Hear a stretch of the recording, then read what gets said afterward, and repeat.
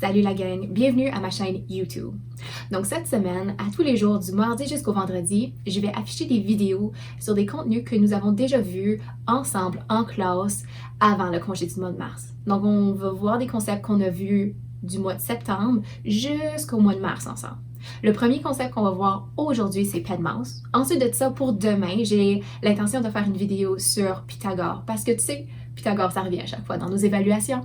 Ensuite de ça, on va faire l'ère du cercle et de figures complexes. On va revoir ce concept-là et on va finir vendredi avec notre dernier concept, le volume de prisme et du cylindre.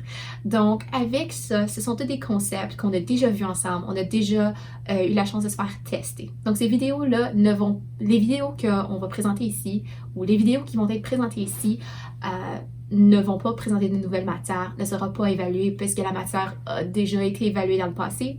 C'est vraiment une façon de maintenir nos habiletés en mathématiques, de continuer à pratiquer ces belles connaissances que vous avez faites depuis le mois de septembre et aussi d'offrir un petit peu de divertissement à la classe. Donc, ce que je vous demande de faire, c'est de vous abonner à la chaîne YouTube, donc de peser le bouton abonnement. À tous les jours, je vais sortir une nouvelle vidéo. Tu peux la visionner, tu peux la regarder au complet, tu peux juste regarder les parties importantes. Il va aussi avoir des travaux qui ont été mis sur le Classroom afin de pouvoir continuer à maintenir ces habiletés-là, de continuer à pratiquer un petit peu, de garder notre routine de classe aussi, parce qu'on ne veut pas perdre ou oublier ces super bonnes habiletés de travail que vous avez développées depuis septembre et depuis même avant ça. Donc, on va commencer avec des vidéos pour cette semaine. Vers la fin de la semaine, je vais avoir une meilleure idée de qu'est-ce qu'on peut faire pour la semaine prochaine, une fois que j'ai plus d'instructions, et puis on va continuer de là. Donc, j'espère que tout le monde reste en santé et que tout le monde fait très, très attention. Puis, on va commencer avec notre première vidéo. PEDMAUS ou ordre des opérations. En mathématiques, PEDMAUS, c'est un concept qu'on utilise pour savoir dans quel ordre est-ce que tu dois résoudre une équation mathématique quand on a plusieurs opérations à faire. Donc, on a des multiplications, divisions, additions, soustractions, il y a des exposants, il y a des parenthèses. Donc, ici, on va revoir le concept de l'ordre des opérations. Donc, premièrement, on a le P pour PEDMAUS, c'est les parenthèses. Ça peut être des parenthèses carrées, ça peut être des parenthèses rondes. Peu importe le type de parenthèse qu'on utilise, c'est eux autres avec lesquels qu'on doit commencer. N'importe quoi qui se trouve à l'intérieur de la parenthèse doit être résolu en premier. Ensuite de ça, une fois que toutes les parenthèses dans ton problème ont été résolues, ensuite de ça, ça va être les exposants. Exposants, peu importe que ce soit un exposant 3 ou un exposant 5 ou un exposant 50, tu vas les faire en ordre de gauche à droite. Donc, je commencerai au début où est ton signe d'égalité et ensuite on travaille vers la droite. Ensuite de ça, après le E, on a le D ou le M. Donc ça, c'est la division ou la multiplication. Ici, c'est une distinction importante parce qu'on va y aller de gauche à droite. Le premier qui apparaît, c'est celui-là que tu vas faire. Donc si la division vient en premier de gauche à droite quand tu lis ton calcul, c'est la division avec laquelle on va commencer. Par contre, si c'est le contraire, c'est la multiplication qui se trouve en premier, donc de gauche à droite quand tu lis ton calcul, c'est la multiplication, c'est celle-là que tu vas commencer avec. Ensuite, tu résous les autres opérations dans l'ordre qui apparaît dans le calcul. Et ensuite de ça, c'est la même chose pour les soustractions et les additions. Donc, addition ou soustraction, peu importe celui qui arrive en premier, de gauche à droite, c'est celui-là que tu vas faire en premier. OK, maintenant c'est le temps de pratiquer ce qu'on a vu ensemble. Donc ici, j'ai mis un exemple d'un calcul mathématique. On va le résoudre ensemble en gardant en tête l'ordre des opérations, donc en suivant l'acronyme PEDMAUS. Donc voici mon premier calcul. 4 fois une première parenthèse, 2 plus une deuxième parenthèse, 4 moins 2. On ferme cette deuxième parenthèse là. Ensuite, un exposant 3 à l'extérieur de la parenthèse. C'est une parenthèse qui ferme la première, divisé par 10. Donc ça, c'est mon calcul. Ici, tu vas remarquer dès le début que j'ai rentré une parenthèse à l'intérieur d'une autre parenthèse.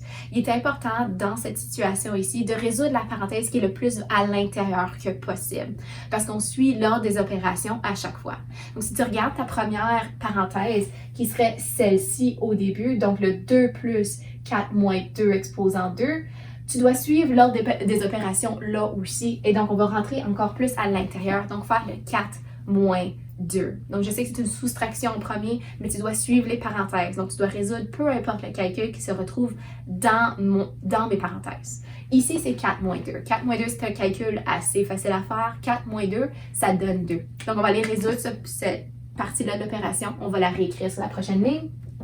Ça me donne 4 fois 2. On réécrit tout le calcul pour montrer nos étapes de communication.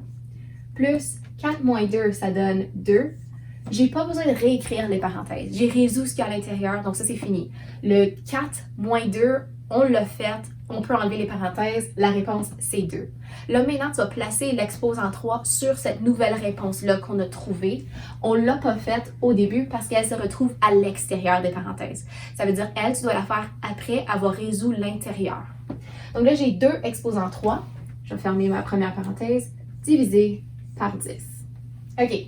Là, tu peux regarder à ton calcul. Encore une fois, on garde en tête l'ordre des opérations. Parenthèse en premier, ça veut dire qu'on doit faire ce qui est à l'intérieur ici.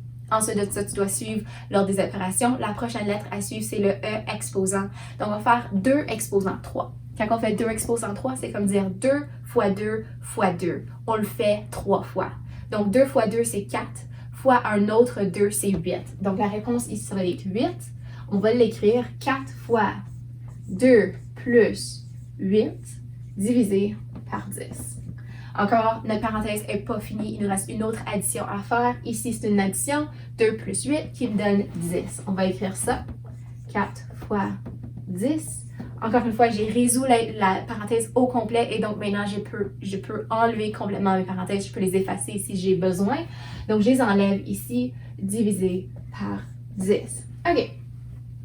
Là, on arrive à la partie multiplication-division. Qu'est-ce qu'on fait en premier? Selon Pedman, selon les conventions mathématiques, tu vas faire ta multiplication ou ta division dans l'ordre dans lequel elle apparaît. Donc ça veut dire la première qui arrive de gauche à droite. Ici, c'est où est-ce qu'on commence à lire notre calcul. Ça, c'est à la gauche. Tu vas commencer et tu regardes ton calcul. Le premier qu'on rencontre, c'est la multiplication 4 fois 10. Donc, c'est celle-là que tu vas faire en premier. Ensuite, on voit la division. Donc, c'est elle que tu vas faire en deuxième. Donc, 4 fois 10, ça donne 40. Divisé par 10. Et là, on va faire notre dernière opération, 40 divisé par 10, qui me donne 4. La réponse finale pour cette opération ici, c'est 4. J'espère que cette vidéo a été utile. Pour tous ceux et celles qui le désirent, j'ai laissé des travaux pratiques dans le classroom pour continuer à pratiquer tes habiletés en mathématiques et le concept de PEDMAS qu'on a vu aujourd'hui. Il y a aussi un corrigé qui a été ajouté pour que tu puisses corriger tes réponses. Si jamais tu as des questions, tu peux les laisser dans les commentaires sous la vidéo. Les autres élèves de la classe pourront toujours répondre à tes questions. Si tu as une question pour moi, tu peux me l'envoyer à mon courriel de l'école, puis je te réponds aussi vite que possible. Et puis, autre que ça, j'espère que tu passes une belle journée, puis on se voit demain.